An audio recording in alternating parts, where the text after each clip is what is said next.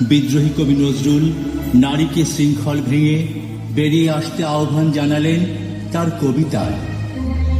স্বর্ণরৌপ্য অলঙ্কারের যক্ষ পুরীতে নারী করিল তোমায় বন্দিনী, বলো কোন সে অত্যাচারী? আপনারে আজ প্রকাশের তব নাই সেই ব্যাকুলতা, আজ তুমি ভীরু আড়ালে থাকিয়া নেপথ্যে কও কথা।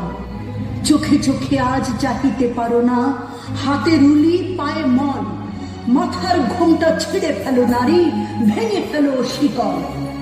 যে ঘোমটা তোমা করিয়াছে ভীরু, ওরাও সে আবরণ, দূর করে দাও দাসীর চিহ্ন, যেথা যত আভরণ।